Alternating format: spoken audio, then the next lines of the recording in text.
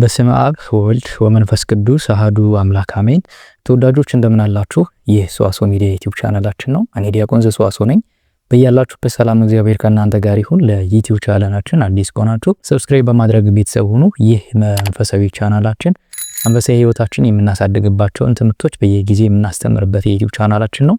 ስለዚህ ለዩቲዩብ ቻናላችን አዲስ ከሆናችሁ እጅግ በጣም በብዙ የምታተርፉበት እንዲሁም ደግሞ መንፈሳዊ ህይወታችሁን ለማሳደግ እየተነሳችሁ ያላችሁ ሁሉ የሚረዳችሁን ትምህርቶች የምታገኙበት የዩቲዩብ ቻናላችን ነውና ሰብስክራይብ በማድረግ ቤተሰብ እንድትሆኑ ጠይቃለሁ። ተወዳጆች ይህንን ቪዲዮ ደግሞ ከምንጊዜውም በላይ ላይክ አድርጋችሁ ለሌሎች እንዲደርስ አድርጉ። በዛሬ ትምህርታችን የምንመለከተው ብዙ ጊዜ የተጠየቋቸው ጥያቄዎች ነበሩና የትኛውን አይነት የመዝሙረ ዳዊት አይነት እንጸልይ፣ የትኛውን መዝሙረ ዳዊት እንጸልይ የሚል ነውና ያው መዝሙረ ዳዊት አሁን ላይ በጣም የሚታተሙ በርካታ የሆኑ የመዝሙረ ዳዊት ክፍሎች አሉ። ምናልባት ግን ከዛ በፊት በጣም በብዙ መንገድ ስለ መዝሙረ ዳዊት ሰምታችሁ ሊሆን ይችላል። አሁን ላይ ብዙ መምህራን መዝሙረ ዳዊት ጸልዩ ሲያስተምሩ መዝሙረ ዳዊት ጸልዩ እያሉ ሰምታችሁ ሊሆን ይችላልና መዝሙረ ዳዊት አሁን የመጣ ነገር አድርጋችሁ እንዳታስቡት፣ ወይንም ደግሞ አሁን በሕገ እግዚአብሔር ወይም ደግሞ በሕገ ቤተክርስቲያን የተደነገገ አድርጋችሁ እንዳታስቡት። መዝሙረ ዳዊት በጣም ከጥንት ከዳዊት ዘመን ጀምሮ የተጸለየ የመዝሙር የመጽሐፍ አይነት ነው። ምናልባትም በዳዊት የደረሰው የዳዊት ዘመን ላይ ላይደርስ ይችላል በመጽሐፍ ደረጃ እንጂ ከዛ በኋላ የመጡ ነገስታት ሁሉም በዘመኑ የነበሩ ሰዎች ከኦሪት ጀምሮ ለምሳሌ መዝሙረ ዳዊት ሲጸልይ ነበር። አሁንም ራሱ በአይሁዳውያን አንድ የአይሁድ ክፍል አለ እየተመለከትኩ ነበር አንድ ጥናትንና መዝሙረ ዳዊት የሚጸልዩ አይሁዳውያን አሉ አሁንም ድረስ ማለት ነው። መዝሙረ ዳዊትን በስፋት የሚያደርሱና ሊቀ ካህኑ እንኳን ወደ ቅድስተ ቅዱሳኑ ሲገባ መዝሙር 118ን 22 ደረጃዎች አሉትን ወይም ደግሞ 22 ክፍሎች አሉትን መዝሙር እያንዳንዱ ደረጃ ላይ ያንን መዝሙር እየጸለየ ነው ወደ ቅድስተ ቅዱሳኑ ከመግባቱ በፊት ራሱን በመዝሙረ ዳዊት እግዚአብሔርን እየጸለየ እያመሰገነ ወደ እግዚአብሔር እየተማለለ ወደ ገብቶ የራሱንም የሕዝቡን ኃጢአት የሚያስተስረይ ነበርና ከዛ ጊዜ ጀምሮ እንግዲህ በመዝሙረ ዳዊት ከ80 አንዱ ወይንም ደግሞ ከ80 አሃዱ ቤተክርስቲያን ከደነገገቻቸው የጸሎት ክፍሎችም እንዲሁም ደግሞ የመጽሐፍ ቅዱስ ክፍሎች አንዱ መዝሙረ ዳዊት ነው እና መዝሙረ ዳዊት ደግሞ በተለያዩ ጊዜ የተለያየ ትርጉም እየተሰጠው ስለመጣ እንደገና ደግሞ ወደ አማርኛ ሲተረጎም ሌላ አይነት ቃላቶችን ይዞ እየመጣ ስለሆነ በጣም ብዙዎች አንተ ከምትናገረው የኛ መጽሐፍ ቅዱስ ወይም ደግሞ የኛ መዝሙረ ዳዊት አንድ አይደለም የሚል ነው ያገኘሁትና በአማርኛ ብዙ ጊዜ አንድ አይደለም። ያው መዝሙረ ዳዊት እንደምታውቁት የእግዚአብሔርን ምስጋና የሚናገር ነው። ስለ ክርስቶስ በተለይ ደግሞ በትንቢት መነጽር የትንቢትም ያለው ትምህርታዊ ጉዳዮች አሉት። ስለ መቃብያን ስለ ትሩፋን የተናገረው ነው ቅዱስ ዳዊት። በትንቢትም ስለሚሆነው ስለ ክርስቶስ መከራም ራሱ ብዙ የተናገረበት ነውና መዝሙረ ዳዊት ስጋዊ ነገሮችን ብቻ ሳይሆን መንፈሳዊ ትልቅ ሚስጥር የያዘ ወደፊት ትርጉማዊ ነገሮችን በደንብ ደግሞ እንመጣበታለን። እግዚአብሔር ቢፈቅድና ቢወድ በደንብ እናየዋለን። እያንዳንዱ ክፍል ምን ማለት እንደሆነ ምናልባት ያው ስንጸልይ አንዳንድ ቃላቶች ሊያስቸግሩን ይችላሉና ምን ማለት እንደሆነ ትርጉሙን በደንብ አድርገን የምንመለከት ይሆናል እግዚአብሔር እንደፈቀደና እንደወደደ። ነገር ግን ያው የመዝሙረ ዳዊት አሁን ላይ የምንጸልየው ስጋዊ ነገሮቻችንን ብቻ ሳይሆን አጠቃላይ እግዚአብሔርን የምናመሰግንበት ነው። የሰው ልጅ የተፈጠረው አንደኛው ለምስጋና ነው። ማመስገን አለበት የሰው ልጅና የተፈጠርንበት የህይወት ዓላማ ማመስገን ነው። እንደውም ሰብአ ለዕለተ የሴባከ በእንተ ኩነኔ ጽድቅከ ይላል። ስለ ኩነኔ ወይንም ደግሞ ስለ ጽድቅ ፍርድህ በቀን 7 ጊዜ አመሰግናለሁ ይላል ቅዱስ ዳዊት። ቅዱስ ዳዊት ይህንን የሚናገረው በየዕለቱ ቅዱስ ቤተክርስቲያን የደነገገችልን እሱ ነው 7 የጸሎት ጊዜ እንዳለ ነውና ግን ክርስቲያኖች ቢያንስ ባይቻላቸው 7ቱን የጊዜ የጸሎት ጊዜ ባይጸልዩ ቢያንስ 2ቱን ግን መጸለይ ይገባቸዋል። በቤተክርስቲያንም ሁለቱን ተገኝተው ሌላውን ግን ባሉበት ሆነው ቢያንስ አጭሩን ጸሎት አቡነ ዘበሰማያትን ማለት ይገባል። መጀመሪያ ጠዋት 12 ሰዓት፣ ከዛ በኋላ 3 ሰዓት፣ 6 ሰዓት፣ 9 ሰዓት፣ ምሽት ሰርክ ወይንም 12 ሰዓት ወይም 11 ሰዓት ሊጸልይ ይችላል። 12 ሰዓት ማታ 3 ሰዓት ላይ እንዲሁም ደግሞ ሌሊት 6 ሰዓት። እነዚህ 7ቱ የጸሎት ጊዜያቶች ይባላሉና በእነዚህ ጊዜ ፍትሐ ነገሥቱን የደነገገልን ያስቀመጠልን አንድ ክርስቲያን ቢያንስ በእነዚህ ጊዜያቶች መዝሙረ ዳዊት እንዲጸልይ ነው። እንደውም በመጽሐፈ ገነት በመጽሐፈ መነኮሳት ላይ የተቀመጠው መጽሐፈ ገነት በሚባለው መጽሐፍ ላይ አንድ መነኩሴ ቢያንስ በየሰዓቱ 12 የመዝሙረ ዳዊት ክፍላቶችን እንዲጸልይ ተደንግጎ ተቀምጧል። መነኮሳት በየጊዜው በየሰዓቱ በሰባቱ በአንዱ የጸሎት ጊዜ ቢያንስ 12 መዝሙር መጸለይ ያለባቸው 12 አቡነ ዘበሰማያት 12 መዝሙረ ዳዊት እንዲሁም ደግሞ ስግደቱን ጨምሮ ማለት ነው። እና በእነዚህ ጊዜያቶች ፍትሐ ነገሥቱ የደነገገልን መዝሙረ ዳዊት እንድንጸልይ እንዲሁም ደግሞ ውዳሴ ማርያም እንድንጸልይ ነው። ለምንድነው ፍትሐ ነገሥቱ መዝሙረ ዳዊትን የደነገገው ብለን ስናስብ መዝሙረ ዳዊት በጣም ለብዙ ነገሮች ጥቅም ስለሚሰጥ ነው። አንደኛ የምስጋና ነው። እግዚአብሔር የምናመሰግንበት የጸሎት ክፍል ቢኖር መዝሙረ ዳዊት ነው። ቅድስት ቤተክርስቲያን በተለይ ደግሞ በአብይ ጾም በድጎም በማስተዛዘሩም ደረጃ መዝሙረ ዳዊት በደንብ በስፋት ከሚጸለዩ የጸሎት ክፍሎች አንዱ ነውና ብዙ ሚስጥር የያዘው ነው። እንዲሁ ዝም ብለን አሁን እኛ እየተመለከትን ያለነው እንደው ለችግሮቻችን መፍቻ ብለን አስተን ስጋዊ ነገሩ ነው በስፋት እየተናገርን ያለነው፣ ግን በጣም ጥልቅ የሆነው ሚስጥሩን የክርስቶስን ነገር ቅድመ ዓለም የነበረው እንደውም በመዝሙር 73 ላይ እግዚአብሔር ንጉሥ ውእቱም ቅድመ ዓለም ወገብረ መድኃኒተ በማእከለ ምድር ይላል። አሁን ይሄ የትንቢት መጽሐፍ ነው። እግዚአብሔር በመጀመሪያ ዓለም ከመፈጠሩ በፊት ንጉሥ ነበር ይላል። ንግስናው ደግሞ ከምን የሚያገኘው ነገር አይደለም ይልና ወገብረ መድኃኒተ በማእከለ ምድር ይላል። ማእከለ ምድር ማለት ብለው ሊቃውንት ቤተክርስቲያን ሲተረጉሙ ቀራንዮ ነው። መድኃኒት ሰጠን ማለት ደግሞ ድንግል ማርያምን አስገኘልን፣ አንድም ደግሞ መስቀልን የህይወት መስቀልን ሰጠን ብለው ይተረጉሙታልና መንፈሳዊ ትርጉም ያለው በጣም ብዙ ጥልቅ የሆነ ስጋዊ መንፈሳዊ ችግሮቻችን የምንፈታበት ስለሆነ ነው በፍትሐ ነገሥቱም እንድንጸልይ የተቀመጠውና እየተደነገገው አሁን ቅርብ ጊዜ ያደርጋችሁ እንዳታስቡት። ምናልባት እኛ የሰማነው ቅርብ ጊዜ ሊሆን ይችላል እንጂ ከኦሪት ጊዜ ጀምሮ መዝሙረ ዳዊት በአባቶቻችን ሲጸለይ የነበረ የጸሎት ክፍል ነውና አሁንም ደጋግሜ እላችኋለሁ ስጋዊ ችግሮቻችሁ ካሉባችሁ፣ መንፈሳዊ ችግሮች ካሉባችሁ ልትፈቱበት የምትችሉት አንደኛው ነገር በጸሎት ነው። ከጸሎት ክፍሎች መካከል ደግሞ አንደኛው በሕግ የተፈቀደልን መዝሙረ ዳዊት ነው። ስለዚህ መዝሙረ ዳዊትን አብዝተን እንጸልይ። መዝሙረ ዳዊት የሚጸልይ ሰው በገነት ውስጥ እንደሚኖር ነው። ትመስል ገነተ ነው የሚለውና በገነት ውስጥ ነው የምትኖሩት። ባለፈው ብያችኋለሁ። መዝሙረ ዳዊት የሚጸልይ ሰው እግዚአብሔር አምላክ ፈተና እንኳን በህይወቱ ቢመጣ የሚጠቅመው ካልሆነ የማይጠቅመውን ነገር በእርግጠኝነት ነው የምነግራችሁ፣ የማይጠቅመውን ነገር ወደ ህይወቱ አያመጣበትም የመዝሙረ ዳዊት የሚጸልይ ሰውና በርትተን መዝሙረ ዳዊት እንጸልይ።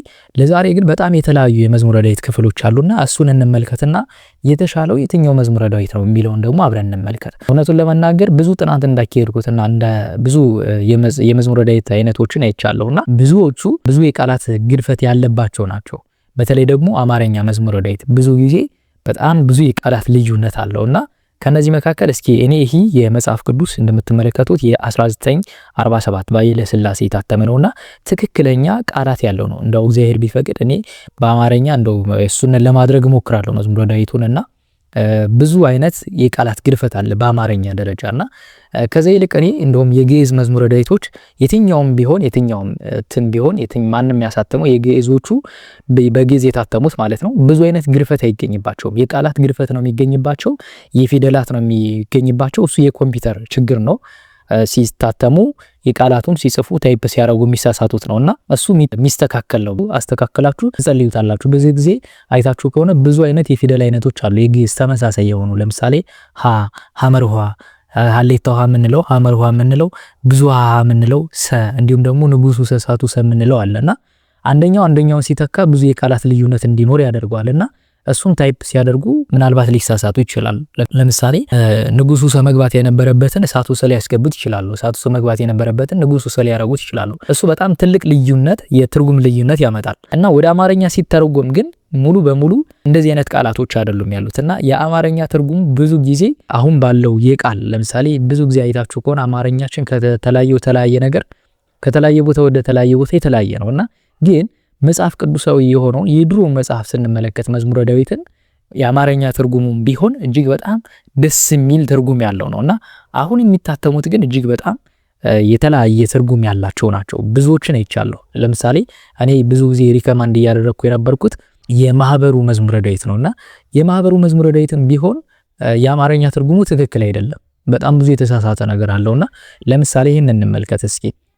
መዝሙር 2 ለምን ታንገለጉ አሕዛብ ወሕዝብኔ ነበቡ ከንቶ ነው የሚለውና አሕዛብ ለምን ያጉረመርማሉ ወገኖችስ ለምን ከንቱን ይናገራሉ የሚል ትርጉም ነው ያለውና ብዙ ጊዜ ያጉረመርማሉ የሚለውን ለምን ይዶልታሉ ወይም ደግሞ አሕዛብ ለምን ዶለቱ ተብሎ ተተርጉሞ አግኝቼዋለሁና ብዙ ልብን ጣል የሚያደርግ ወይንም ደግሞ የሚያረካ ትርጉም አልተሰጠውም ብዙ ጊዜና ይህ የድሮ መጽሐፍ ቅዱስ ካገኛችሁት ደግሞ የድሮቹ መዝሙረ ዳዊት የአማርኛ ትርጉም ካገኛችሁ ግን ቃል በቃል ከመጽሐፍ ቅዱስ ከድሮ መጽሐፍ ቅዱስ ጋር እኩል አንድ አይነት ናቸውና ምናልባት ወደፊት እኔም የሚያሰቋቸው ነገሮች አሉ።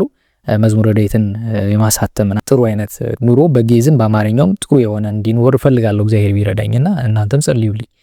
አሕዛብ ለምን ያጉረመርማሉ ይላል። ብዙ ጊዜ ለምን ዶለቱ አሕዛብ ለምን ዶለቱ ተብሎ ተተርጉሟልና ይህ በጣም ብዙ የቃላት ልዩነት አለው። የትኛውም መዝሙረ ዳዊት በሉት አሁን ላይ የሚታተሙ ብዙዎችን አይቻለሁ። ገብረስላሴ የሚል ኃይለ ሚካኤል የሚል ብዙዎችን አይቻለሁ። የአማርኛ ትርጉማቸው ትክክል ያልሆነ ማለት ነው። ምናልባት የተስፋ ገብረስላሴ የድሮ የታተመው ጥሩ የሆነ ትርጉም ነበረው። አሁን ላይ ይኑር አይኑር አላውቅም። አሁን ለምሳሌ ይህ ግዕዝ በግዕዝ ነው፣ እኔ የተማርኩበት ነው። የቃላት ልዩነት ይኖረዋል፣ ጽሁፉም ይለያል። እውነቱን ለመናገር ወረቀቱ ምናምን በጣም ነጭ የሆነ ወረቀት ነው። ብዙ ጊዜ ሽሮ ከለራማ የሆኑ መዝሙረ ዳዊቶች ከተገኙ እነሱ ቢጸልዩ ጥሩ ነው። ይሄ በዚህ ተማርኩት፣ በዚህ ነው የተማርኩትና ግን ቃላት ግድፈት ይኖረዋል። እያንዳንዱን እያስተካከልኩ ነው የተማርኩት። ይህ የተስፋ ገብረስላሴ ነው። የታተመው ደግሞ በ1987 ነው የሚለው። ግን ደግሞ ልዩነት አለው፣ በጣም ብዙ ልዩነት አለው። ትንሽ ቃላት የሚገድፍ ምናምን አለው። ጽሁፉ እንደምትመለከቱት ብዙ ያን ያህል እንትን አይደለም። በጣም በነጭ ወረቀት ስለሆነ ለአይን የሚስብ አይነት አይደለምና ይሄ አለ። ሌላ ደግሞ እቺ የአማርኛ ኃይለ ሚካኤል ብርሃነ መስቀል የሚለው ምስጉን ነው በክፎች ምክር ያልሄደ የሚል ነው። ይሄም ደግሞ በክፎች ምክር ያልሄደ በኃጢአተኞች መንገድ ያልቆመ በዋዘኞች ወንበር ያልተቀመጠ እሱ የተመሰገነ ነው ተብሎ ተተርጉሟል። እንዳልኳችሁ የአማርኛ ትርጉሙ በጣም ይፋለሳል። ከዚህ ጋር ደግሞ ምስጉን ነው በክፎች ምክር ያልሄደ በኃጢአተኞች መንገድ ያልቆመ በዋዘኞች ወንበር ያልተቀመጠ ተብሎ ተተርጉሟል። ከዛ ሁለተኛ መዝሙር 2ን ስንመለከት ደግሞ አሕዛብ ለምን ያጉረመርማሉ ወገኖችስ ለምን ከንቱን ይናገራሉ ነው የሚለው። አሕዛብ ለምን ያጉረመርማሉ ሰዎች ስለምን ከንቱን ነገር ይናገራሉ ተብሎ ተተርጉሟልና ወገኖችስ የሚለው ሰዎች ተብሎ ተተርጉሟል። ምናልባት እንደዚህ አይነት የንባብ ልዩነቶች ይኖራሉ እና ከተቻለ እኔ አሁን የምለው እዛ ደግሞ መዝሙር 3ን እንኳን ብንመለከት አቤቱ የሚያስጨንቁኝ ምንኛ በዙ በእኔ ላይ የሚቆሙት ብዙ ናቸው ብዙ ሰዎች ነፍሴን አምላክሽ አያድንሽም አሏት ነው እና ትክክለኛ ትርጉሙ ይሄ የድሮ ስለሆነ ይሄ ከኔ ከድሮ ነው እየነገርኳችሁ ያለው። ያሁኑ ደግሞ አቤቱ የሚያስጨንቁኝ ምንኛ በዙ በእኔስ ላይ የተነሱት እንዴት በረቱ የሚል ነውና ምንም ብዙዎቹ የአማርኛ ትርጉማት ከዚህኛው ትርጉም ጋር የሚገናኙ አይደሉም እና ልብን እንትን የሚል ትክክለኛ ትርጉም ያለው ይህ የድሮ ነው እና ከተቻለ እንግዲህ እግዚአብሔር ቢረዳን ወደፊት የምናስባቸው ነገሮች አሉ። እግዚአብሔር ሲፈቅድ የማሳውቃችሁ ይሆናል። ሌላኛው ደግሞ ግዕዝ በግዕዝ ሆኖ ያገኘሁት ደግሞ እቺ የዲያቆን ሳሙኤል የሚል ያሳተማት ነው። ወንድማችን ዲያቆን ሳሙኤል ያሳተማት ነው። ጥሩ ናት፣ ለመንገድ የምትሆናት ግን ግዕዝ በግዕዝ ነው የታተመችው እንደምትመለከቷትና ግን ጥርት ያለች ምንም አይነት ብዙ ጊዜ ግድፈት አላገኘሁባትም። ለማየት ሞክሬያለሁ እያንዳንዷን። አሁን በቅርብ ጊዜ ነው እንትን ያልኳትና ወረቀቷም ደግሞ ምቹ ነው ለመጸለይ። በተለይ ደግሞ መንገድ ለመሄድም የምትመች የመዝሙረ ዳዊት አይነት ናትና አጠር ብላ ብዙ ነገሮችን አልያዘችም። በእርግጥ መዝሙረ ዳዊት ቅዳሴ ማርያም፣ ቅዳሴ ጊዜ ሌሎች ጸሎቶችን በብዛት ያካተተ አይደለም። ግን የቃላት ግድፈት አላገኘሁበትም ግዕዙ ላይ ማለት ነው። ሌሎች መጽሐፍት ግን በጣም ብዙ አሳታሚዎች አሉ። ብዙ ቃላቶች በተለይ የአማርኛ ትርጉም ሙሉ በሙሉ እየተፋለሰ ነው። ትክክለኛ ትርጉሙን አላገኘሁምና ልክ እንደዚህ ልብን የሚገዛ ልብን የሚያርስ ትርጉም ተሰጥቶት አላገኘሁምና አሁን ባለው ቋንቋ ነው እየተተረጎመ ያለውና ብዙዎቻችሁ ትጠይቁኛላችሁ። የማህበረ ቅዱሳን ማለት ነው ማህበረ ቅዱሳንም መጽሐፉን አይቼዋለሁ። የአማርኛ ትርጉሙም ስህተት ነው ሙሉ በሙሉ እንደነገርኳችሁና ከዛ በተጨማሪ ደግሞ የግዕዙ ግን ሙሉ በሙሉ ደስ የሚል ነገር አግኝቼበታለሁ። እሱ ምንም አይነት ግድፈት አላገኘሁትም። የግዕዙ ልቅም ተደርጎ የታተመ ነው። ስለዚህ ያለን አማራጭ አሁን የአማርኛ ትርጉም እንግዲህ ወደፊት እኔ የማስባቸው ነገሮች አሉ እግዚአብሔር ቢፈቅድ። አሁን ግን ብዙዎቻችን የድሮ መጽሐፍ ቅዱሱን ወይንም ደግሞ የድሮ መዝሙረ ዳዊት ካገኘን በአማርኛ የምንጸልይ መልካም፣ በሱ እንጸልይ። ካልሆነ ግን ማድረግ ያለብን ግዕዝ መማር ነው። የቤተ ክርስቲያናችን ጥንት የሆነው የቤተ ክርስቲያን ቋንቋ ግዕዝ ነው። ስለዚህ ግዕዝ መማር። ቻይና ላይ ግዕዝ እየተሰጠ ይገኛል። ጀርመን ላይ፣ አሜሪካ ላይ ግዕዝ እየተሰጠ ይገኛል እና በእርግጠኝነት መነግራችሁ አንድ ሰው በቀን ውስጥ 1 ሰዓት አያጣም። 1 ሰዓት ለመማር 1 ሰዓት አያጣም እና ቢያንስ 1 ሰዓት ግዕዝ እናጥና እንማር። በቃ ወደ ቤተ ክርስቲያን ቀረብ ብለን ወይም ደግሞ አሁን ኦንላይን ላይ ብዙ ተማሪዎች አሉ፣ እኔም እያስተማርኩ እገኛለሁ። የሚያስተምሩ ብዙ መምህራን አሉ። ከነሱ ገብተን እንማር እና ግዕዙ ቢገርፍም የቃል ግድፈት ነው የሚኖረው። ስለዚህ እሱን ማስተካከል ይችላል። አማርኛ ግን ብዙ መዝሙረ ዳዊቶችን አይቻለሁ፣ ሙሉ በሙሉ ይገድፋል። አንድም ደህና አላገኘውም። ስለዚህ ያለን አማራጭ ወደ ግዕዙ መመለስ ነው። ስለዚህ የትኛውን መዝሙረ ዳዊት እንጸልይ ካላችሁ እኔ ልላችሁ የምችለው ተምራችሁ በግዕዙ ጸልዩ። ከዛ ውጭ ያሉት የመዝሙረ ዳዊት ክፍል ሙሉ በሙሉ ግድፈት አለበት። እያንዳንዱንም ተመልክቻለሁ። በጣም ብዙ ጥናት ያድርጊያለሁ። ብዙ መጽሐፍ አይነቶችን ሄጄ መጽሐፍት ቤቶቹ ጋር ቁጭ ብዬ ነው የተመለከትኳቸውና ምንም አይነት የአማርኛ ትክክለኛ የአማርኛ ትርጉም ያለው አላገኘሁም እስካሁን። ምናልባት ያለው ካለ እሰይ። የድሮዎቹ ግን በድሮዎቹ በመጽሐፍ ቅዱሱ ስለሆነ ትክክለኛ ትርጉማቸውም ሲተረጉም ያው በመጽሐፍ ቅዱሱ ትክክለኛ ትርጉም ይዞ ስለሆነ የመጣው ደስ የሚል ትርጉም ነው ያለው። አሁን ግን ባሉት የቋንቋ እንደገና ደግሞ አንደኛው የንባብ ልዩነት አለው። ለምሳሌ ይሄኛው ከዚህኛው ልዩነት አለው ብያችኋለሁ። ይሄኛው ደግሞ ከሌሎቹ ጋር ደግሞ በጣም ልዩነት አለው። እንዳልኳችሁ አሁን ሌሎቹ አሕዛብ ለምን ያጉረመርማሉ የሚለውን አሕዛብ ለምን ዶለቱ ብለው መዝሙር 2ን ተርጉሞት ይገኛልና ወደ ግዕዙ እንመለስ ነው ልል የምችለው። ምንም አይነት የአማርኛ ደህና ተደርጎ የተተረጎመ አላገኘሁም እስካሁን ባለው ሁኔታ። ምናልባት ካገኘሁ ግን የማሳውቃችሁ ይሆናል። ይቆየን። በጸሎት እንበርታ። አቤቱ ቅዱስ እግዚአብሔር አምላካችን በአንድ ልጅህ በጌታችን በአምላካችን በመድኃኒታችን በኢየሱስ ክርስቶስ በእርሱ ያለ ጽን ክብር ለአንተ ይገባል። ከእርሱም ጋር ከመንፈስ ቅዱስም ጋር ትክክል የሚሆን ዛሬም ዘወትርም ለዘላለሙ አሜን። በያላችሁ በሰላም እግዚአብሔር ከእናንተ ጋር ይሁን። የቅዱስ ዳዊት ረድኤት በረከት በሁላችን ላይ ይደር። ይህንን ቪዲዮ ለሌሎች ወገኖቻችን ሼር አድርጉት። እናንተ ላይክ ስታደርጉት ለሌሎች ይደርሳል። ይቆየን።